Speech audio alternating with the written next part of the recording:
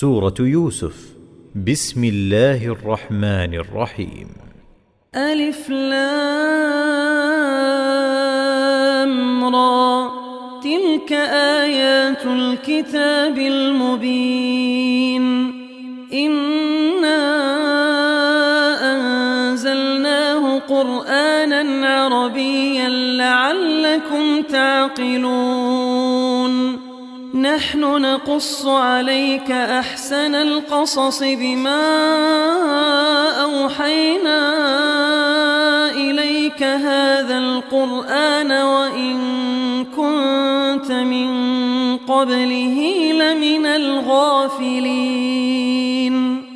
إذ قال يوسف لأبيه يا أبت إني رأيت 11 كوكبا والشمس والقمر رأيتهم لي ساجدين. قال يا بني لا تقصص رؤياك على إخوتك فيكيدوا لك كيدا، إن الشيطان للإنسان عدو مبين. وكذلك يجتبيك ربك ويعلمك من تأويل الأحاديث ويتم نعمته عليك وعلى آل يعقوب كما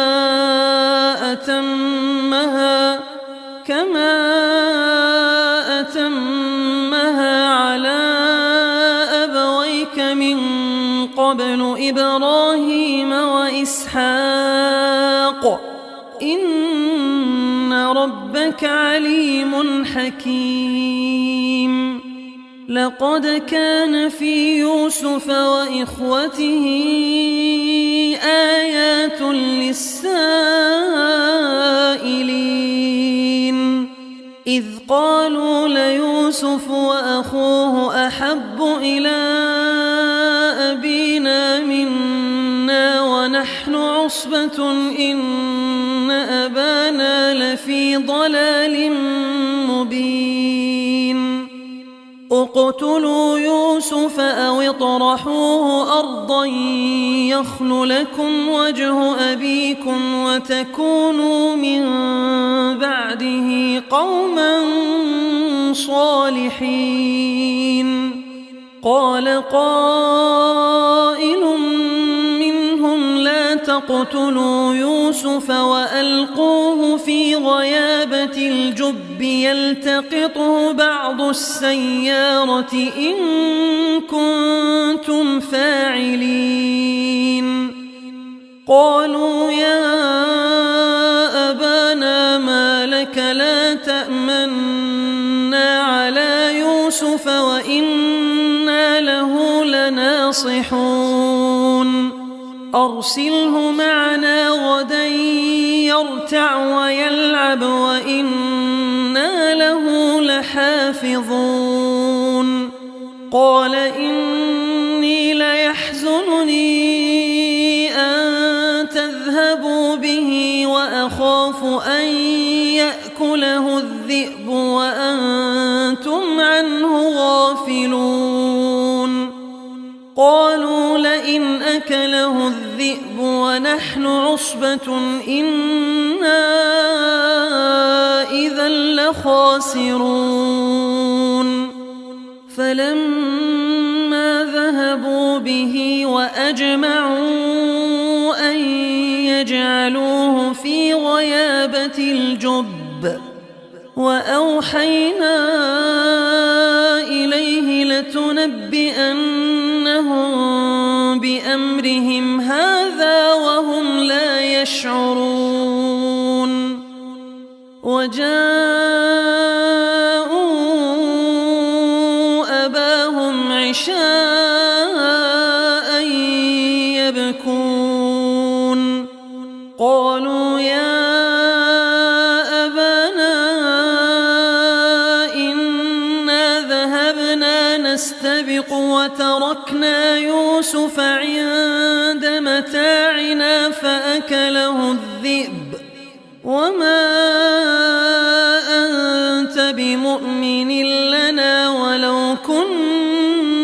الصادقين وجاءوا على قميصه بدم كذب قال بل سولت لكم أنفسكم أمرا فصبر جميل والله المستعان على ما تصفون. وجاءت سيارة فأرسلوا واردهم فأدلى دلوه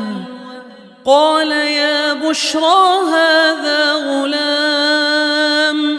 وأسروه بضاعة والله عليم بما يعملون وشروه بثمن بخس دراهم معدودة وكانوا فيه من الزاهدين.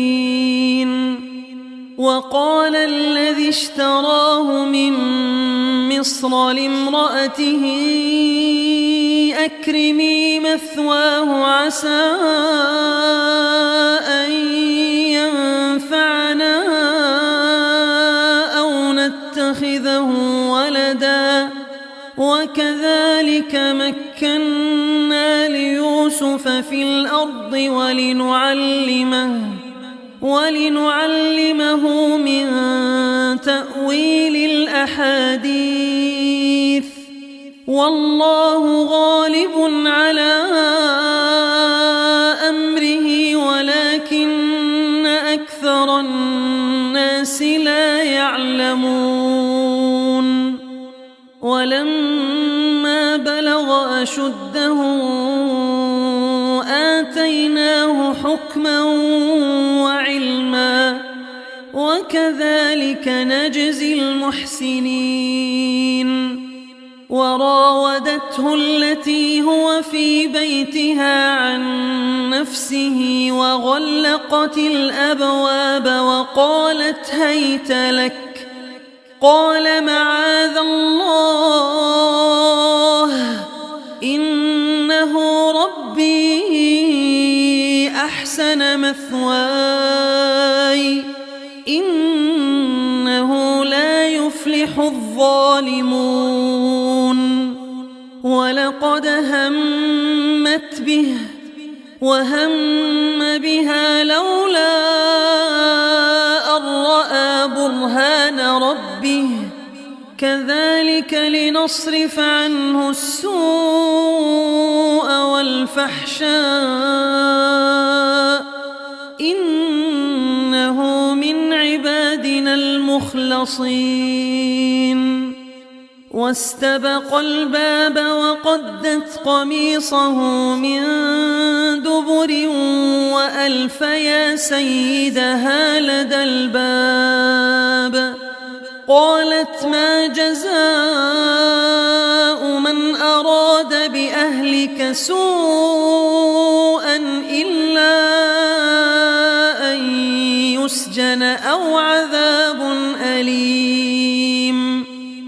قال هي راودتني عن نفسي وشهد شاهد من أهلها إن كان قميصه قد من قبل فصدقت وهو من الكاذبين وإن كان قميصه قد من دبر فكذبت وهو من الصادقين. فلما رأى قميصه قد من دبر قال إنه من كيدكن إن كيدكن عظيم. يوسف أعرض عن هذا واستغفري لذنبك إنك كنت من الخاطئين. وقال نسوة في المدينة امرأة العزيز تراود فتاها عن نفسه قد شغفها حبا إنا لنراها في ضلال مبين فلما سمعت بمكرهن أرسلت إليهن وأعتدت لهن متكأ وآتت كل واحدة منهن سكينا وقالت اخرج عليهن فلما رأينه أكبرنه وقطعن أيديهن وقلن حاش لله ما هذا بشرا إن هذا إلا ملك كريم قالت فذلكن الذي لمتنني فيه ولقد راودته عن نفسه فاستعصم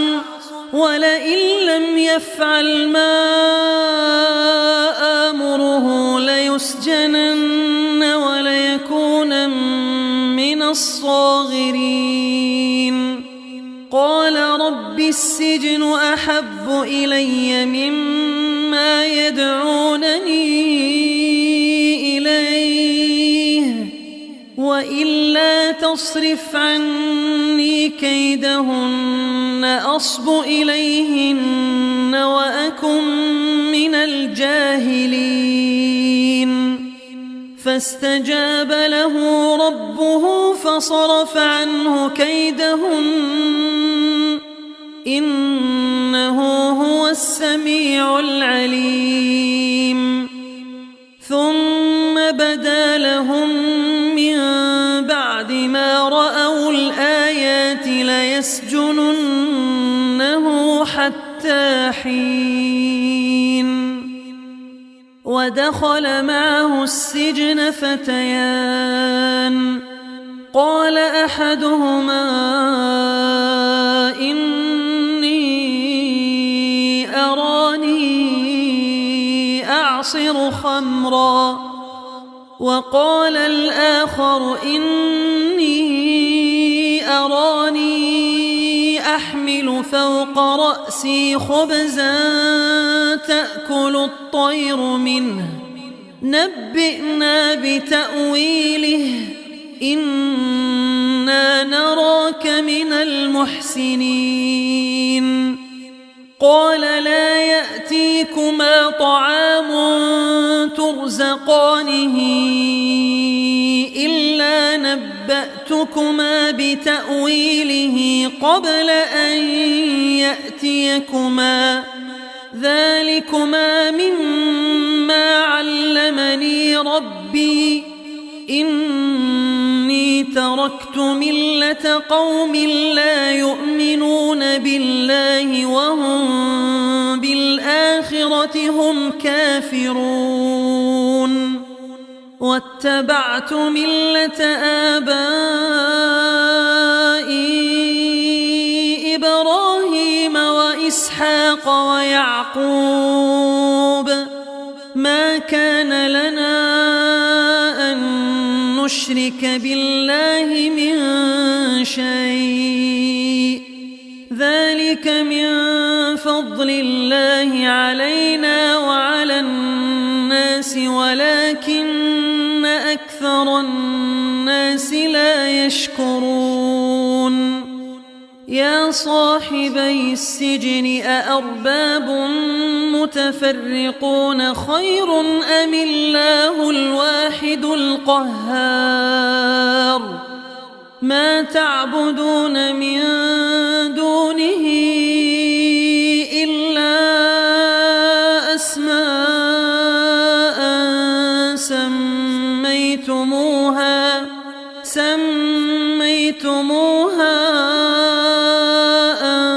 أنتم وآباؤكم ما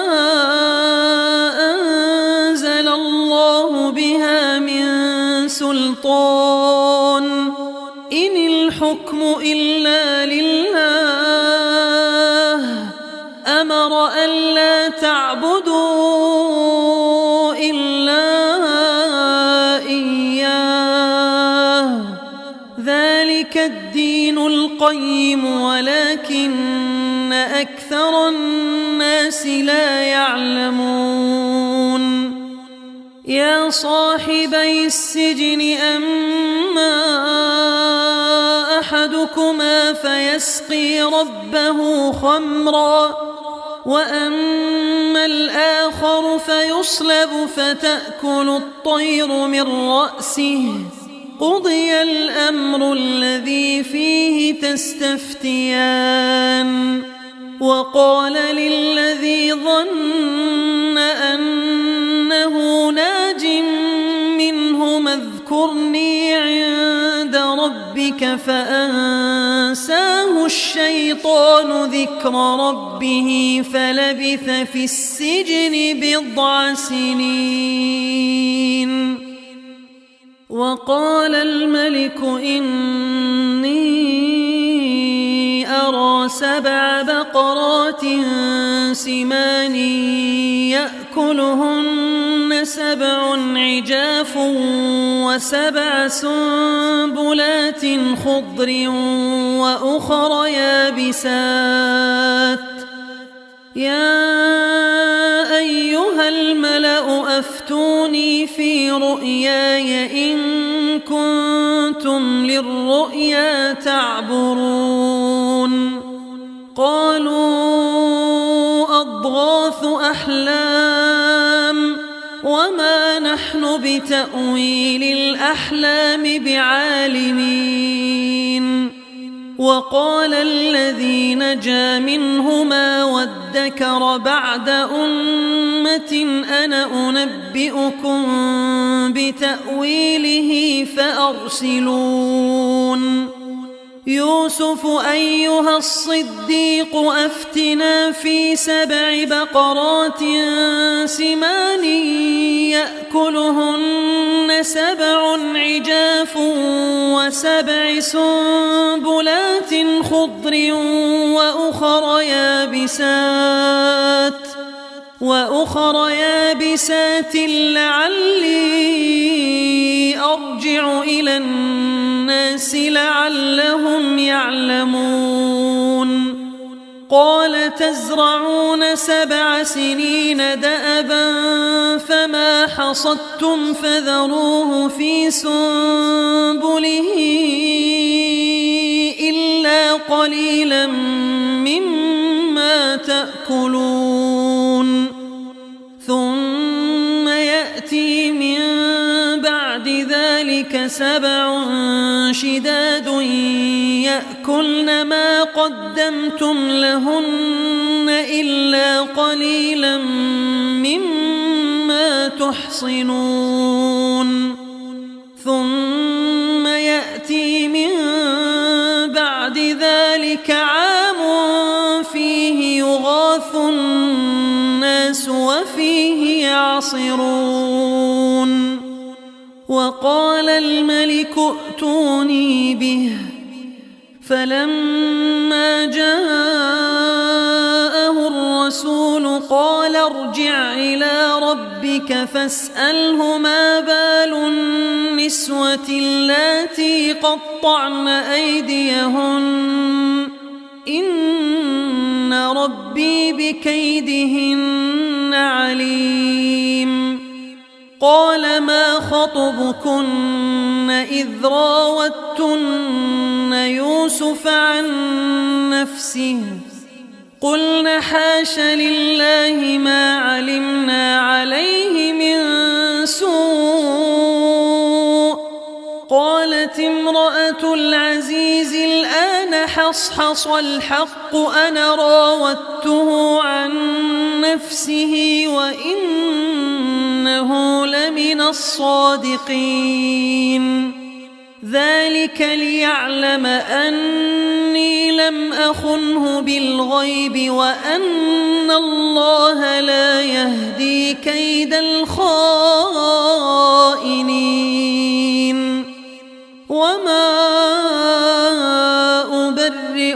لنفسي إن النفس لأمارة بالسوء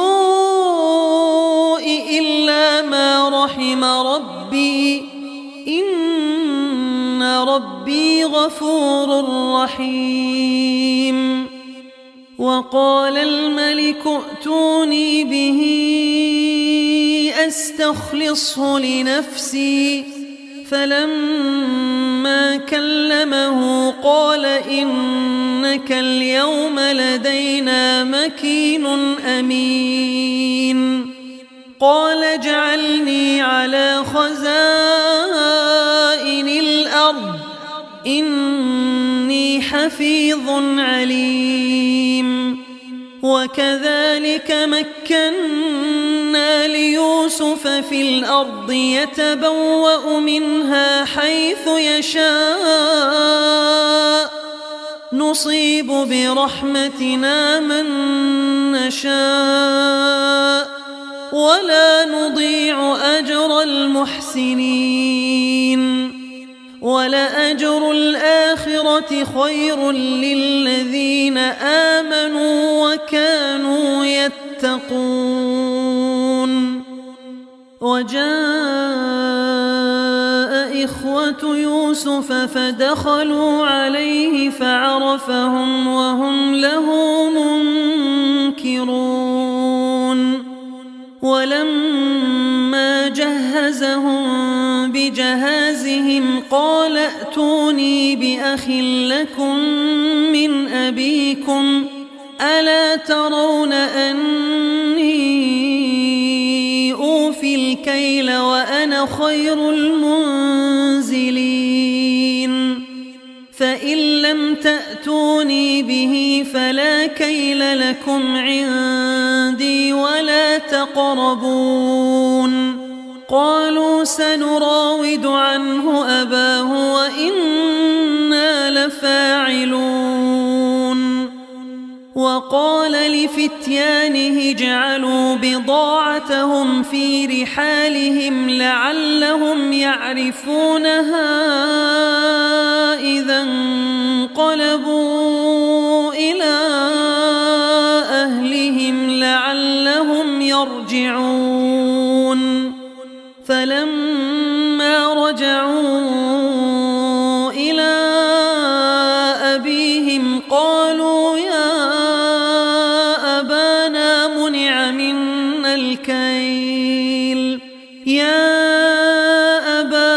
منع منا الكيل فأرسل معنا أخانا نكتل وإنا له لحافظون.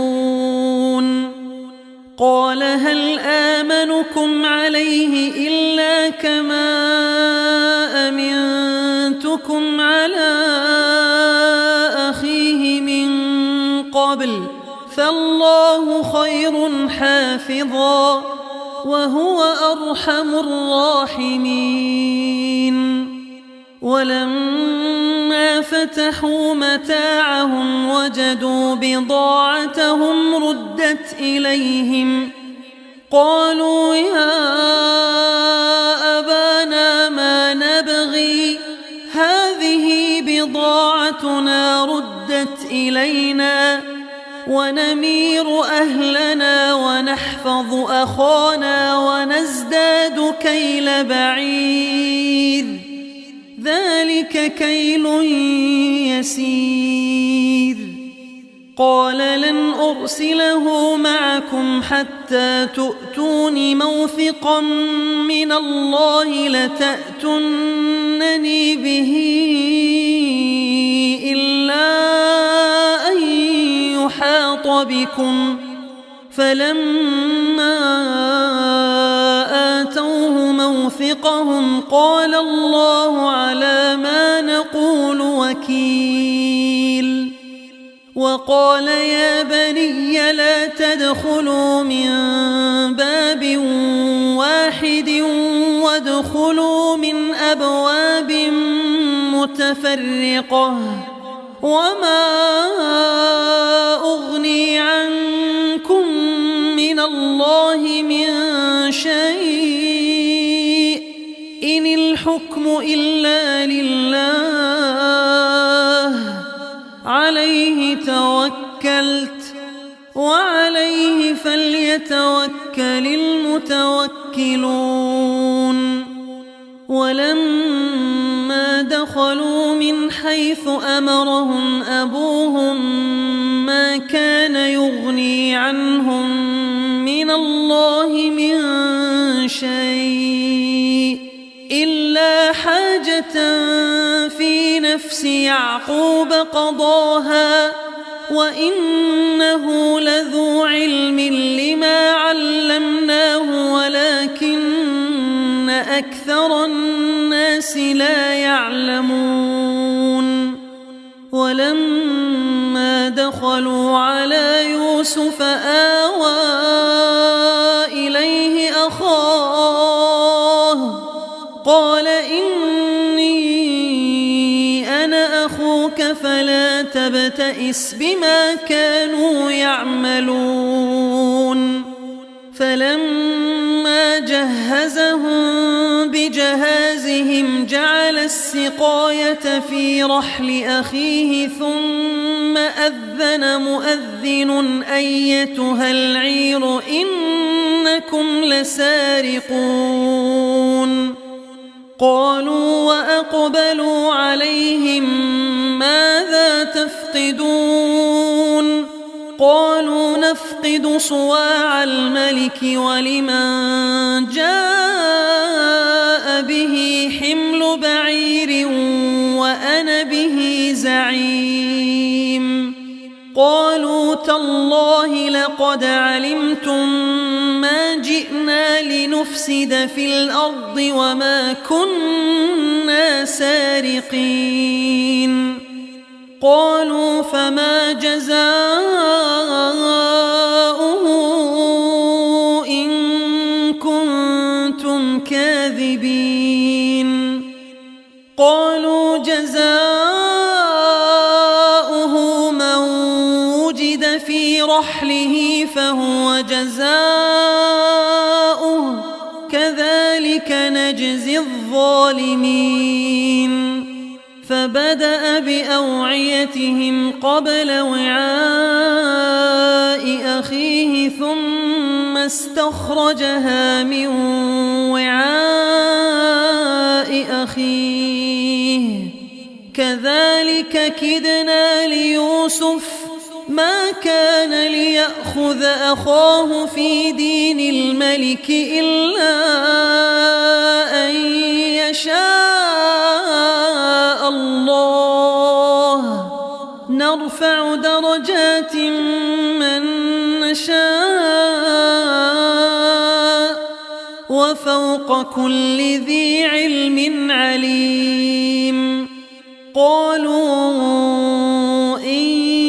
يسرق فقد سرق أخ له من قبل فأسرها يوسف في نفسه ولم يبدها لهم قال أنتم شر مكانا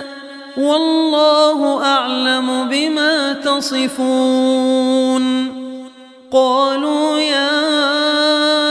أيها العزيز إن له أبا شيخا كبيرا فخذ أحدنا مكانه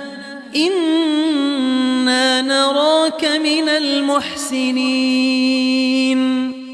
قال معاذ الله أن نأخذ إلا من وجدنا متاعنا عنده إنا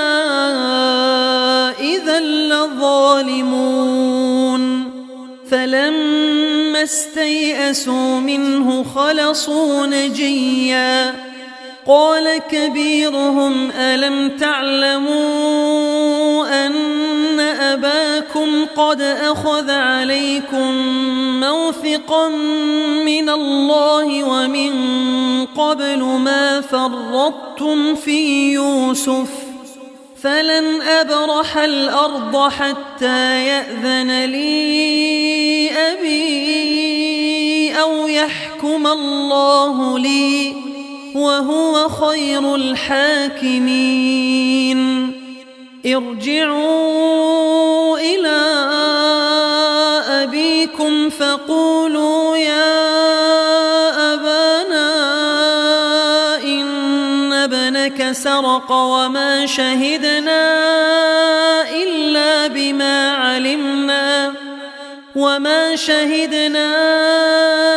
إلا بما علمنا وما كنا للغيب حافظين واسأل القرية التي كنا فيها والعير التي أقبلنا فيها وإنا لصادقون قال بل سولت لكم أنفسكم أمرا فصبر جميل عسى الله أن يأتيني بهم جميعا إنه هو العليم الحكيم وتولى عنهم وقال يا أسفا على يوسف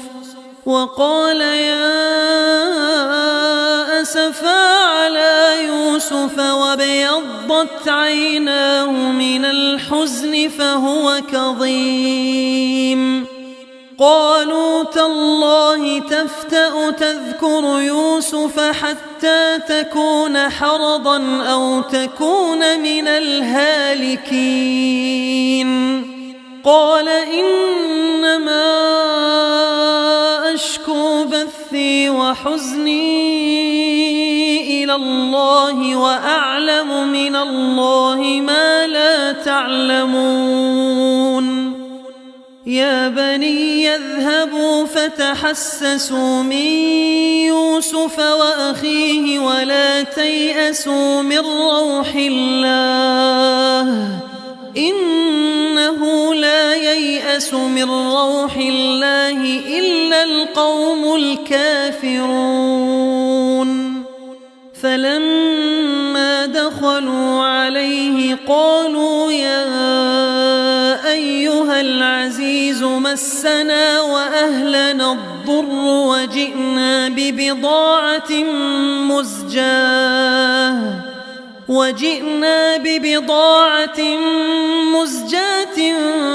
فأوف لنا الكيل وتصدق علينا إن الله يجزي المتصدقين قال هل علمتم ما فعلتم بيوسف وأخيه إذ أنتم جاهلون قالوا أئنك لأنت يوسف قال أنا يوسف وهذا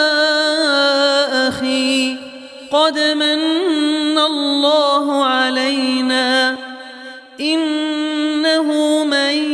يتق ويصبر فإن الله لا يضيع أجر المحسنين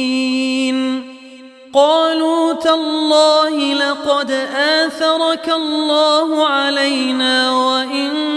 كنا لخاطئين قال لا تثريب عليكم اليوم يغفر الله لكم وهو أرحم الراحمين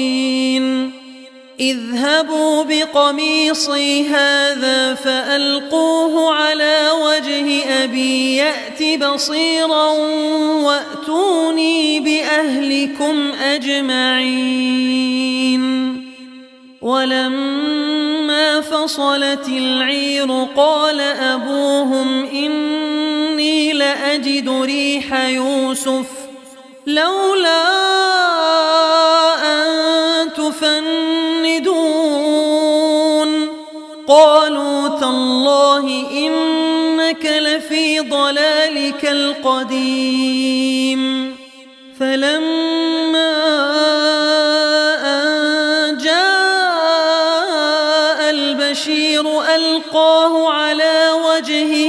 فارتد بصيرا قال ألم أقل لكم إني أعلم من الله ما لا تعلمون قالوا يا أبانا استغفر لنا ذنوبنا إنا كنا خاطئين قال سوف أستغفر لكم ربي إنه هو الغفور الرحيم فلما دخلوا على يوسف آوى إليه أبويه وقال ادخلوا مصر إن شاء الله آمنين ورفع أبويه على العرش وخروا له سجدا وقال يا أبت هذا تأويل رؤياي من قبل قد جعلها ربي حقا وقد أحسن بي إذ أخرجني من السجن وجاء بكم من البدو من بعد أن نزغ الشيطان بيني وبين إخوتي إن ربي لطيف لما يشاء إنه هو العليم الحكيم رب قد آتيتني من الملك وعلمتني من تأويل الأحاديث فاطر السماوات والأرض أنت وليي في الدنيا والآخرة توفني مسلما وألحقني بالصالحين ذلك من أنباء الغيب نوحيه إليك وما كنت لديهم إذ أجمعوا أمرهم وهم يمكرون وما أكثر الناس ولو حرصت بمؤمنين وما تسألهم عليه من أجر إن هو إلا ذكر للعالمين وكأين من آية في السماوات والأرض يمرون عليها وهم عنها معرضون وما يؤمن أكثرهم بالله إلا وهم مشركون أفأمنوا أن تأتيهم غاشية من عذاب الله أو تأتيهم الساعة بغتة وهم لا يشعرون قل هذه سبيلي أدعو إلى الله على بصيرة أنا ومن اتبعني وسبحان الله وما أنا من المشركين وما أرسلنا من قبلك إلا رجالا نوحي إليهم من أهل القرى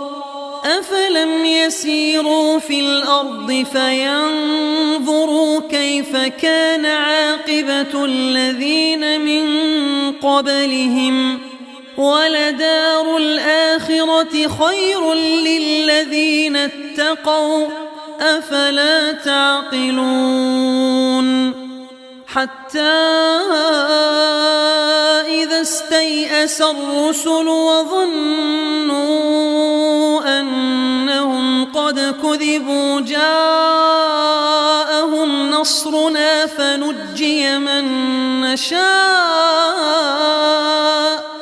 ولا يرد بأسنا عن القوم المجرمين لقد كان في قصصهم عبرة لأولي الألباب ما كان حديثا يفترى ولكن تصديق الذي بين يديه وتفصيل كل شيء وهدى ورحمة لقوم